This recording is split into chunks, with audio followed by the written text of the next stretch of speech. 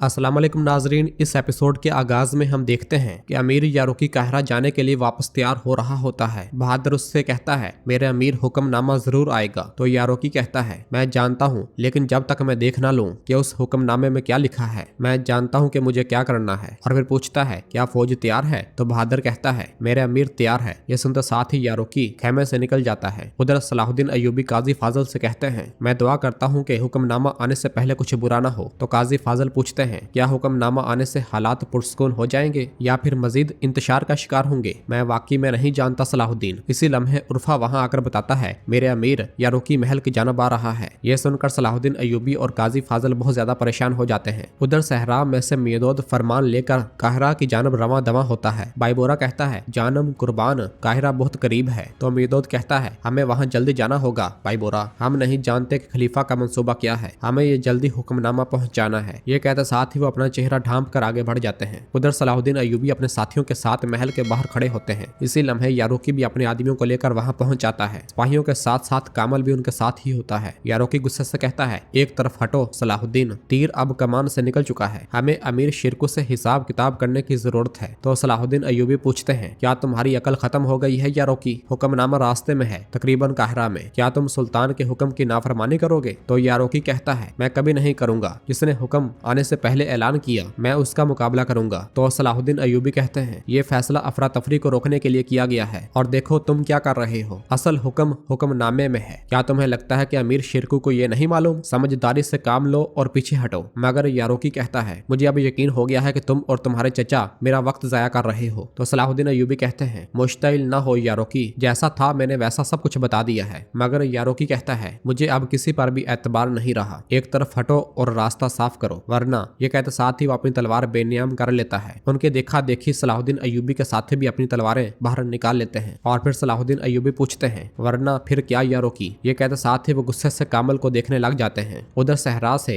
मियोदोद आगे बढ़ रहा होता है। इसी लम्हे कुछ नकाब पोश उन्हें घेर लेते हैं। यह देखकर मियोदोद घोड़े से नीचे उतर आता है। और फिर बाइबोरा कहता है मैं हैरान होता अगर हमें किसी मसले का सामना न करना पड़ता। तो मियोदोद कहता है बाइबोरा तैयार हो जाओ, तुम्हारे पास हुक्मनामा है, उसकी हिफाजत करो। ये कहते साथ ही वो उन पर टूट पड़ते हैं। बुलंदी पर से जोहर ये सारा मंजर देख रहा होता है और उस लम्हे को याद करता है जब खलीफा ने उससे कहा था सुल्तान नूरुद्दीन ने अमीर शिरकू के लिए वजारती हुक्मनामा भेजा है, चाहे कुछ भी करो वो हुक्मनामा इन तक नहीं पहुंचना चाहिए। तो जोहर ने कहा था खलीफा हजरत जो आपका हुक्म। इस ख्याल के बाद वो मुस्कुराते हुए कहता है ये हुक्मनामा काहिरा नहीं पहुंचेगा। इधर काहिरा में सलाहुद्दीन अयूबी यारोकी से कहते हैं मुझे तुमसे इसकी उम्मीद नहीं थी यारोकी, क्योंकि तुमने खतरा मोल लेने का फैसला कर लिया है तो फिर मैं भी पीछे नहीं हटूंगा। मेरी सिर्फ एक शर्त है, कोई फौजी मुजरम नहीं है, हम कानून नहीं तोड़ेंगे और ना ही इन्हें कत्ल करके जुर्म में इजाफा करेंगे। हमें आपस में इस मसले को हल करना चाहिए। क्या तुम मुत्तफिक हो? तो यारोकी कहता है क्या तुम चाहते हो कि मुकाबला हम दोनों के दरमियान हो? तो सलाहुद्दीन अयूबी कहते हैं अगर तुम जीत गए तो कोई तुम्हारा मुकाबला नहीं करेगा, फिर तुम महल के दरवाजे से जा सकोगे। यह सुनकर यारोकी कहता है कबूल है, इस तरह हमारे दरमियान हिसाब जो काफी अरसे से बाकी था वो भी हम चुकता कर लेंगे। इसके साथ ही वो दोनों एक दूसरे के आमने सामने आ जाते हैं। उधर सहरा में मियोदोद बाइबोरा और अपने सिपाहियों के हमरा जोहर के सिपाहियों को मौत के घाट उतार रहा होता है, मगर उसके सिपाही भी एक एक करके शहीद हो रहे होते हैं। बाइबोरा और मियोदोद एक साथ कईयों का मुकाबला करते हैं, जबकि मियोदोद मुसलसल बाइबोरा से कह रहा होता है बाइबोरा हुक्मनामे की हिफाजत करो, हुक्मनामे की हिफाजत करो। इधर काहिरा में यारोकी मुसलसल सलाहुद्दीन अयूबी पर हमले कर रहा होता है, मगर सलाहुद्दीन अयूबी उसके सामने बिल्कुल ढीले पड़े होते हैं और सिर्फ उसका वक्त जाया कर रहे होते हैं। उन्हें इस तरह से देखकर यारोकी कहता है तुम हमला क्यों नहीं कर रहे सलाहुद्दीन? तो सलाहुद्दीन अयूबी कहते हैं तुम्हारे हमले को रोकते हुए मुझे तुम पर हमला करने का वक्त ही नहीं मिला यारोकी। यारोकी एक बार फिर हमला करते हुए कहता है जिस सलाहुद्दीन को मैं जानता हूँ वो नहीं रुकता।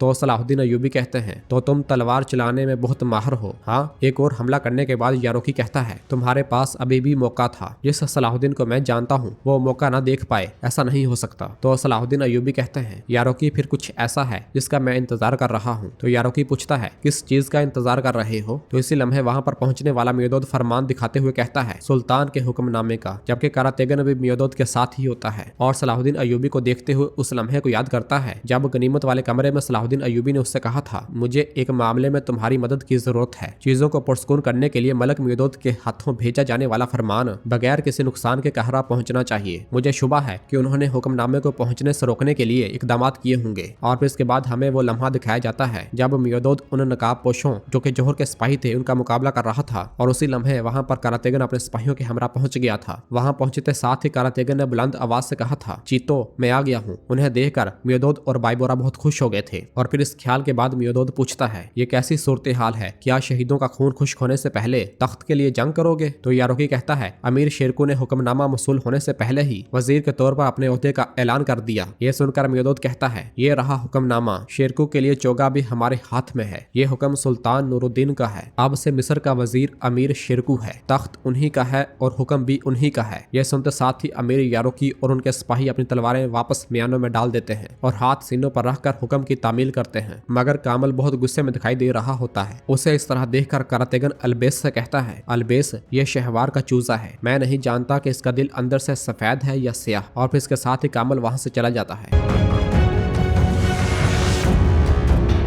दूसरी जानब ज़ंदान में मैला कैद होती है। दरवाजा खुलने की आवाज आती है तो वो कहती है, मुझे ना तो तुम्हारा खाना चाहिए और ना ही पानी। मगर वहाँ इसके साथ ही शमसा आती है और कहती है, मैं इस बार खुशबू लेने नहीं आई। शमसा को देखकर मैला भी खड़ी हो जाती है। दूसरी जानब कुदस में शहजादा बाल्डोन सबीला के साथ बाजार में से जा रहा होता है और कहता है, मुझे समझ नहीं आ रही कि आपने मुझे तकरीब में शिरकत की इजाजत क्यों नहीं दी। तो सबीला कहती है, तुम समझ जाओगे बाल्डोन, जरा मेरे साथ हो। और इसी दौरान वो एक शख्स को देखता है, जिसे देखते साथ ही बाल्डोन एकदम रुक जाता है और उस लम्हे को याद करता है जब कब्रस में यही शख्स मुसलमान बनकर आया था। इस ख्याल के बाद बाल्डोन मुसलसल उसे देख रहा होता है। सबीला उससे पूछती है, बाल्डोन क्या हुआ? खुदा का वास्ता है बोलो क्या हुआ? तो बाल्डोन कहता है, कब्रस में हम पर हमला करने वाले मुसलमानों में से एक ये आदमी था। इसके साथ ही वो शख्स वहां से आगे बढ़ जाता है और बाल्डोन कहता है, यही मुसलमानों में से एक था, मैं कसम खाता हूँ, लेकिन अब इसके गले में सुलेब है। ये सुनकर सबीला भी उसी जानब देखने लग जाती है।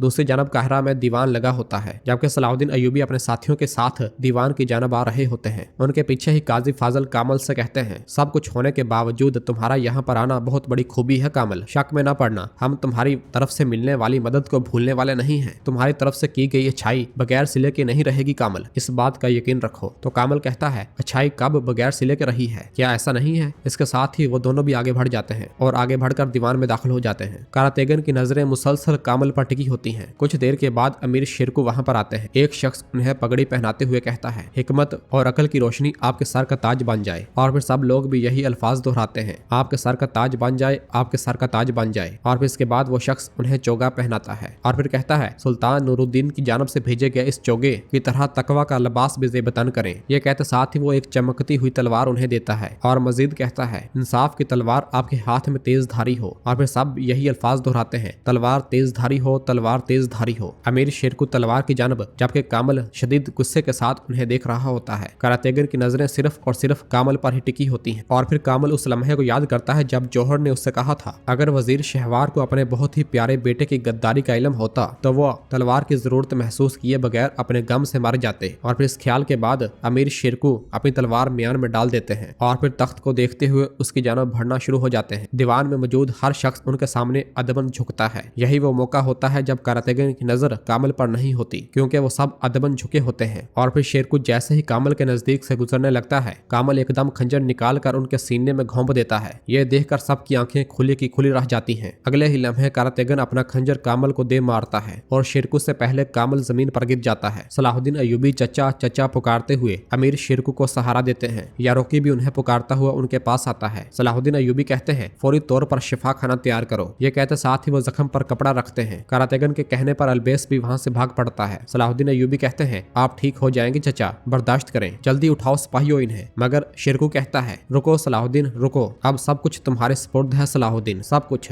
तुम अयूबियों के माथे का नूर हो, कुदस को जिसका इंतजार है, तुम वो अजीम कमांडर हो, सब कुछ तुम्हारे स्पुर्द है सलाहुद्दीन। ये कहते साथ ही अमीर शेरकू की सांसें थम जाती हैं, जबकि सलाहुद्दीन अयूबी चचा चचा पुकारते ही रह जाते हैं और उनकी आंखों से आंसू बह पड़ते हैं। वो सब बेबसी के साथ शेरकू को देखते ही रह जाते हैं, जबकि यारोकी भी बहुत ज्यादा गमगीन दिखाई देता है। हर आंख अश्कबार होती है। इस तरह मिस्र फतह करने वाले अमीर शेरकू तख्त पर बैठने से पहले ही अपनी जान दे बैठते हैं और गद्दारी की भींट चढ़ जाते हैं। और इसी जगह पर एपिसोड भी खत्म हो जाती है। तो नाजरीन, आप इस एपिसोड के बारे में क्या राय रखते हैं? शेरकू के मुतालिक आप क्या कहना चाहेंगे? आप कमेंट बॉक्स में एक जुमला जरूर लिखिएगा। अगर आपको वीडियो पसंद आई तो वीडियो को लाइक कर दें और जिन दोस्तों ने अभी तक चैनल सब्सक्राइब नहीं किया वो जल्दी से चैनल सब्सक्राइब कर दे और बेल आइकन यानी घंटी वाले निशान को भी प्रेस कर दे, ताकि आने वाले एपिसोड्स आपको आसानी मिल सके। दुआओं में याद रखें। अल्लाह हाफिज।